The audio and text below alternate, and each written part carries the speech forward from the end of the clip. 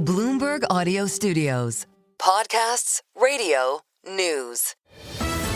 The Stock Movers Podcast, your roundup of companies making moves in the stock market, harnessing the power of Bloomberg data. Let's take a look at some of the stocks on the move today in Europe. I'm Tom McKenzie alongside Caroline Hepker. We're joined now by Bloomberg's equities reporter Joe Easton. AB InBev, the maker of Budweiser and Beck's, saying that it's small beer at higher prices. The stock is rallying today. Yes, AB InBev, that stock was one of the best performers in the early trading, rising currently up around 3%, was up around 5%. Now, the company smashing expectations in the last quarter, earnings rising almost 8%, more than double what analysts expected. As you mentioned there, it is looking like the pricing is driving that. So the beer volumes actually down around 2%. So drinking less beer, but paying more for it. And AB InBev actually touting the high-end brands doing well at the moment. So I was having a quick look at their website. So this is mainly Stella Artois plus a couple of the other craft brands. They've got Shock Top and Goose Island, they describe as their three main premium brands in terms of what's Stella driving described as a premium brand? Yeah, so Stella is a premium brand. Goose Island I get. Yeah, Goose Island, yeah. Stella, on their website, it's described as the most sophisticated beer brand in the world. Yeah, all right. According to apparently 65% of beer drinkers think Stella Artois is sophisticated. 65% of beer drinkers don't know what they're talking about. Oh, wow. Could be. We've dived deep into deep geek beer discussion.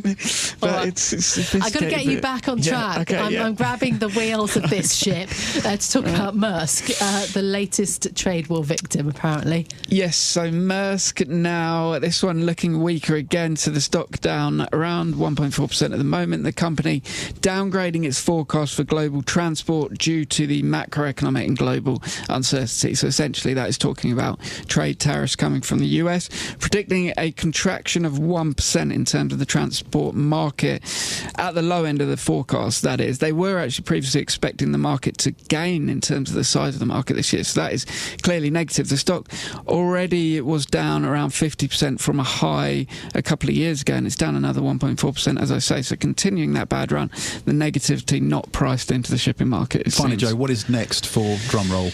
Next.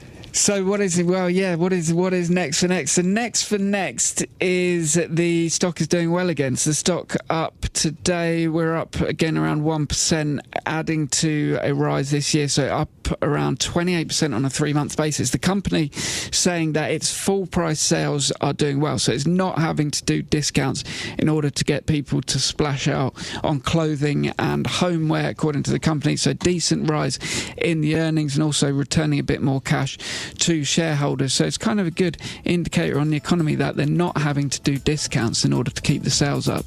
So a pretty positive update from Next, and that stock is higher today. The Stock Movers Podcast from Bloomberg Radio. Check back with us throughout the day for the latest roundup of companies making news on Wall Street. And for the latest market-moving headlines, listen to Bloomberg Radio live.